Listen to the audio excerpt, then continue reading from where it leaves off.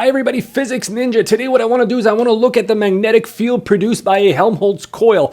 I recently looked at the magnetic field produced by a single circular loop at a point that was along the axis. Okay, I'll link that video down in the description below. A Helmholtz coil is basically, instead of only having one loop, we're going to have n number of turns around that loop, and then we're going to have another coil, which is just separated from the first by a certain distance. I have it illustrated over here at the top figure. So you can see we have kind of two coils. In this case here, they're separated by this distance r, and the distance r ends up being the radius of each loop. Down in the bottom figure, what we have here is the sketch of a magnetic field produced by this Helmholtz coil. So once you're outside the coil, you can see the field kind of loops around, and that's more complicated. What we want to do today is just look at what's going on between the two coils. If you have a look at this figure, you can see that the field is more or less uniform throughout that whole region. So let's have a look at the equation where you can calculate the magnetic field produced by one loop. Then we'll put both of them together and we'll look at specifically what's going on kind of at the center of the loop and compare the center to the edge, okay, or right between, right at the center of one of the loops. Okay, so let's have a look at the previous equation that I derived and how you would apply that previous equation to the Helmholtz coil. Just wanted to show you kind of two industrial Helmholtz coils that you might find in laboratories or in industry if you're making measurements where you want to expose something to a constant magnetic field. So here there are two coils. Again, each one of these would have n number of turns, and you simply run a current through them. Again, the magnetic field, depending on the direction of the current, but the magnetic field through the center would basically be pretty uniform. It's not exactly uniform, and I'll show you that in a second, but the magnetic field is more or less uniform between both coils. This one over here is a little bit more complicated, right? You can actually count 4 coils, and that's because this is kind of a 2-axis Helmholtz coil. So you can, if you're either driving current through both of those coils, you'll create a magnetic field that's more or less uniform in this direction. Say I call this BX. And if you're using these two coils right here, this one and this one, driving a current, you might produce a magnetic field along this direction, maybe call it BY. Again, that field is more or less uniform within kind of a large region over here. Again, if you run current through both of them, you can also probably produce a magnetic field that is off axis as well. Okay, so these are kind of just two industrial examples of Helmholtz coils. All right, so let's have a look first at the magnetic field produced by the Helmholtz coil. What we have here are 3 lines. The green line here is simply the magnetic field produced by the first coil, which is this one. This will be coil number 1. Okay, coil number 2 will be the one on the right-hand side, and this one here will be in blue. First of all, they look exactly the same. They're simply shifted a little bit, right? Because they're the exact same coil, and we also have the current in the same direction. So let's have a look at that. So we're going to have a power supply. So this is going to generate some DC voltage here between these leads. And that is going to drive a current through the coils. Again, each coil is now composed of n turns. And this is also going to be the same for both. Okay, so they are identical in that respect. They also have the same size here. That's the radius r. And to make things really symmetric, what we're going to do is we're also going to separate the coils by the radius of each coil. All right, so what do we have now? Well, there's different ways you can connect both of these coils together. What we're going to do now is we're going to connect them in series such that the current in each coil is going in the same direction. So we're going to assume here that the current through each one is going in the same direction, and it looks something like this. Now, if that's the case, that means that the magnetic field produced by each one is going to be in the same direction. And at the end, to get the total field, what you need to do to get the total field is we need to add the magnetic field from the first coil plus the magnetic field from the second coil. All right, what I want to do now is I really want to just focus back on this figure here, and let's have a look at what happens. So let's focus on coil number 1. We notice that we have the maximum magnetic field right here at the center. And here, these lines here represent only the magnetic field along the axis through both coils over here. We're not moving off axis. Let's just focus on this region over here. The blue one here has its maximum right at the center of its coil. Now look at the red line. The red line represents really this total magnetic field here, okay? So you have to actually add both contributions because we have two vectors over there. One thing I want you to notice is that between both coils, that represents this region all the way to this region, okay? The magnetic field, although it varies very little. Right? We have the maximum that you can get here is listed as 1, and 90% of the maximum is right down here. So we're actually about 94% of the maximum field, even when you go out a certain distance. For the Helmholtz coil, you still get the maximum here that's going to be right at the center, and I'm going to show that in just a minute. Okay? So right at the center, we're going to get the maximum magnetic field, and we still get pretty much a really large field even when we move out all the way to this distance, and then it starts rolling off more rapidly here as I go farther away down the z-axis. Okay, so in order to understand this figure in a little bit more detail, what we're going to do now is go back to the result of a single coil, and we're going to start with a single coil, and then we're going to add both of them together, and we're going to look at 3 points in particular. We're going to look at the point right between them, and we're going to look also at the points right at the center of each coil. All right, so the previous result looked like this. So I had a single turn, which had a current I. And what I did was I took the relative to the origin, which was right in the center of the coil. I calculated what is the magnetic field along the z-axis if I'm a certain distance away. Okay, and I was a distance z away from it. Okay, the result that I got was this one over here. So let me just go ahead and rewrite this. First of all, it was a magnetic field along the z-axis only. And the function that I obtained by integrating looked like this. IR squared. And the denominator was a bit more complicated. It was r squared plus z squared to the 3/2. Okay, now if you compare it to this coil over here, first of all, what I'm going to do is I need to have more current turns. Here I have n turns through each one, so that means I need to have more overall current. I don't just have one loop. So the way that you modify that result in order to get this Helmholtz coil is, first of all, you need to add a number n over here to represent the n total number of turns. All right, if you have a look at this function over here, first of all, this function here is a maximum value if you evaluate it right here where z equals to 0. Okay? What we want to do now is we don't really have z equals to 0 here, right? In this geometry that I have illustrated here on the left-hand side, what we have here is we've shifted, right? When you shift the coil by, in this case, it's half of the radius of each loop, what we have to do is we have to modify this result a little bit more. So what we're doing is we're not really having this coil over here. Instead, what I'm going to do is I'm still going to have my z-axis. Instead of having the coil at its original position, the z equals to 0 line is going to be here. What I want to do now is I want to move it. I'm going to add all those turns, but I also want to move it over a little bit. And this I'm going to move at a distance of r over 2 away. Again, keep in mind in this equation, r was the radius of my loop. And now I'm going to shift one of the loops now in one direction. So that here is going to modify this result up here.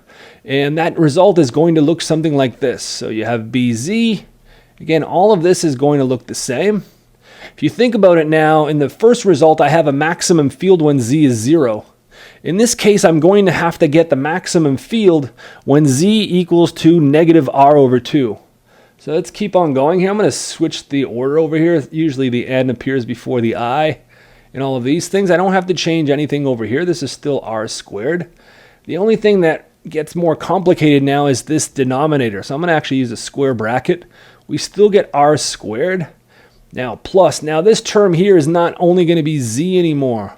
It's going to be a little bit more complicated. It's still going to be squared, and then it's going to be to the 3/2.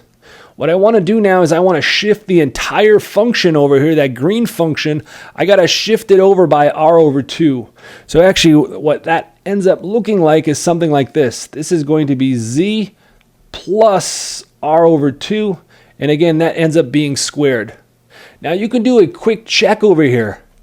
If you do a quick check and you substitute z equals to negative r over 2, that would represent this position right here. What you're going to do is you're going to see that this term here gets eliminated. And then at the end, you're going to be left with the same expression. And you're going to get the maximum value of the field. So that works out kind of nicely. All right. The other thing we want to do now is if we want to construct the total field, this red line over here, we need to add another coil here.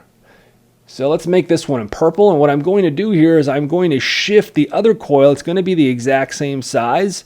However, I am going to shift this one a distance of r over 2, except in the opposite direction. You could call this one negative r over 2, and I could call this one positive r over 2. So the result for the magnetic field produced by this purple coil is going to look pretty similar. So I'm just going to copy and paste it, and let's move it over here. And there's only one little thing I need to change. First of all, I have the current going in the same direction as the first, so that means I don't really have to play around with that term too much. The only thing I have to do is I need to modify this, because I want that the maximum field produced by the purple one, it has to happen right here. And this is when z equals to r over 2, positive r over 2. So that means at the end of the day, you have to add a negative sign right here. All right, and what we want now at the end is to really get this red line here.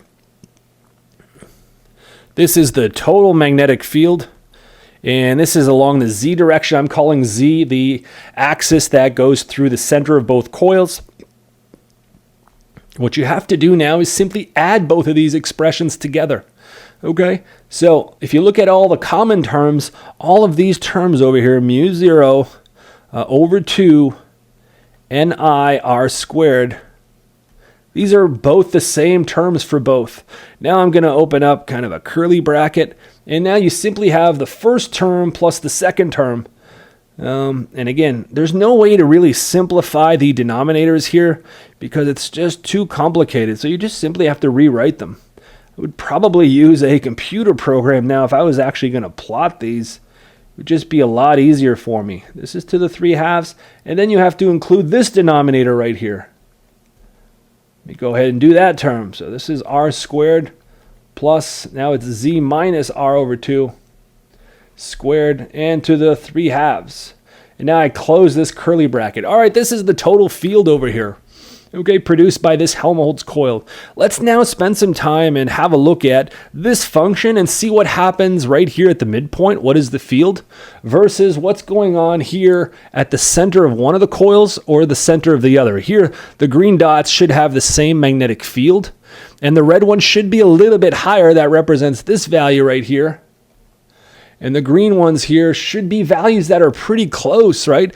The green ones are right here. They're about, between a little bit over 90% of the maximum field that I get at the red center point. All right, let's look at this function in more detail.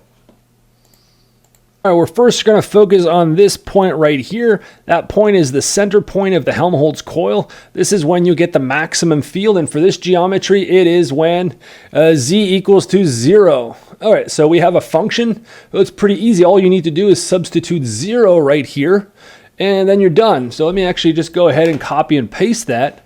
This is super easy. So cut and paste.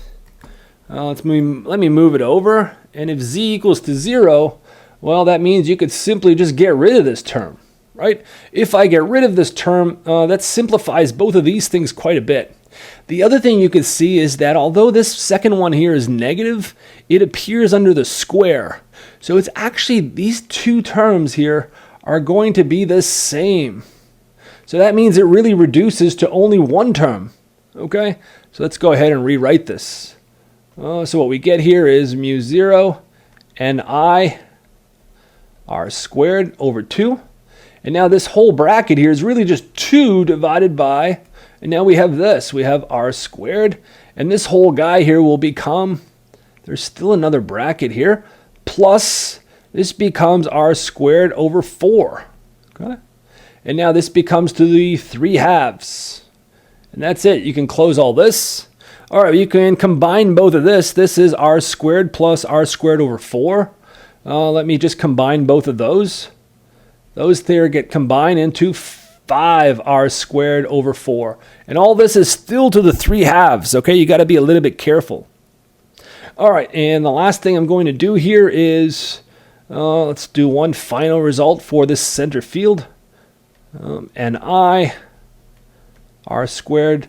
Let's cancel these twos. This 2 cancels with this one, so that's kind of easier. And now how do you deal with this one? So let's do the r term first of all. You have r squared to the 3/2. You end up getting r cubed down here. And the other term here is going to be, I can actually take out a 5 over 4. That becomes 5 over 4. And I'm still left with 5 over 4 to the 1/2.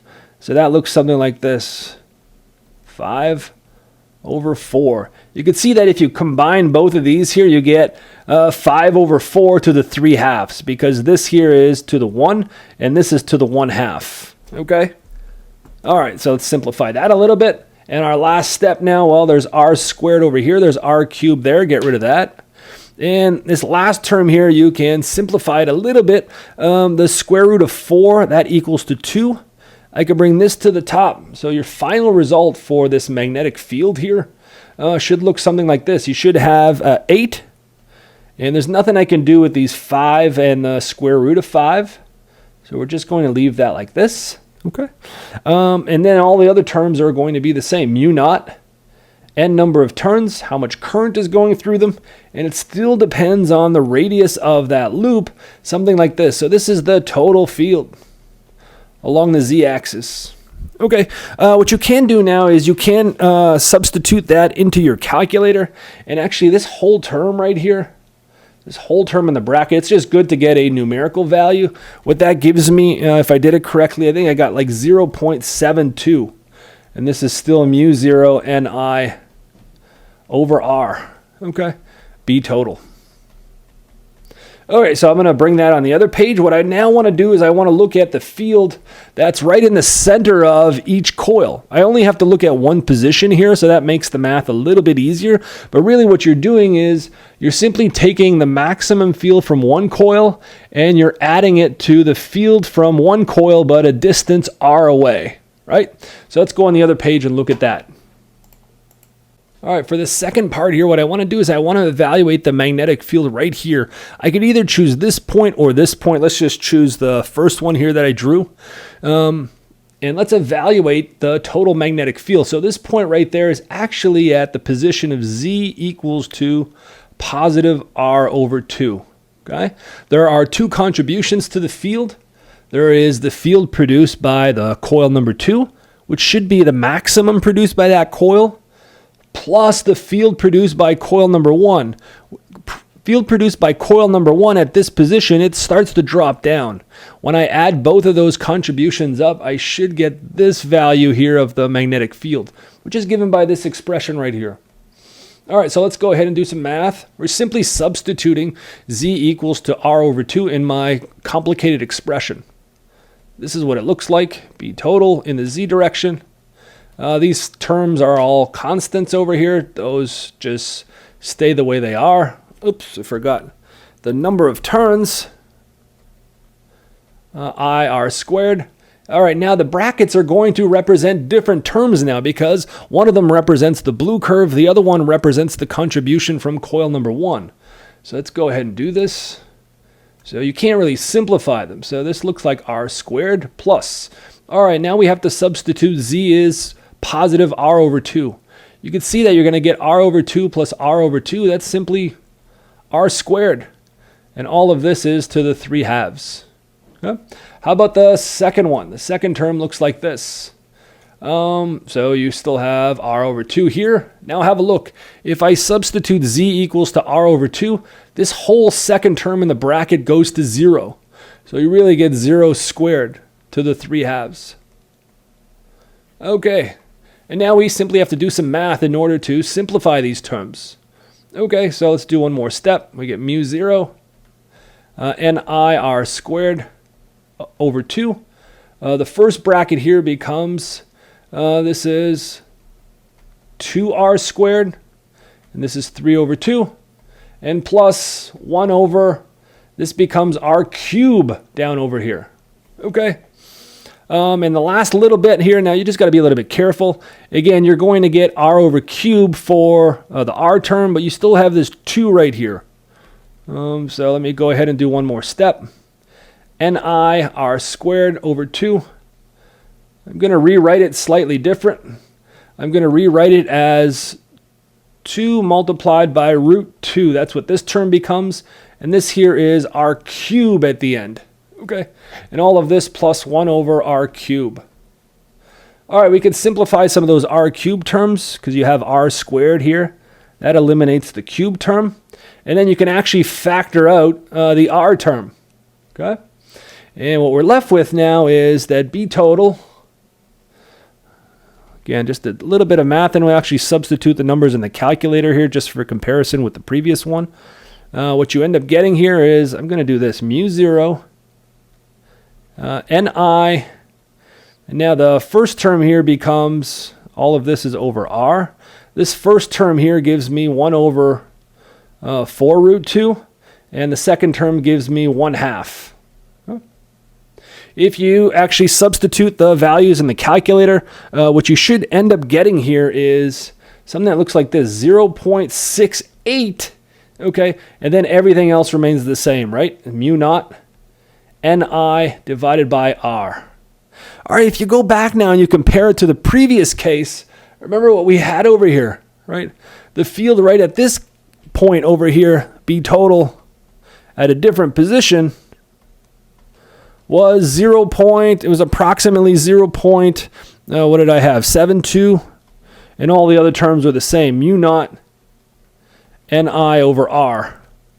Actually, if you compare the difference now between those, you can see, I mean, it's pretty close, pretty uniform over this entire region. Actually, even if I go all the way to here, I know the field at this point over here, that should be the 0.68. Okay, so you get a pretty uniform field with only having 2 coils. All right, folks, that's all I wanted to do today for the Helmholtz coil, was just to look at what the field looks like. How would you include the contribution from each coil using the result from one of them to get the expression up here. Okay, anyway, thanks for watching. If you have any questions, please leave them in the comments section. I'll try to get back to you as quickly as possible. And again, I'll link the video from the derivation of a single coil down below as well. Thanks for watching.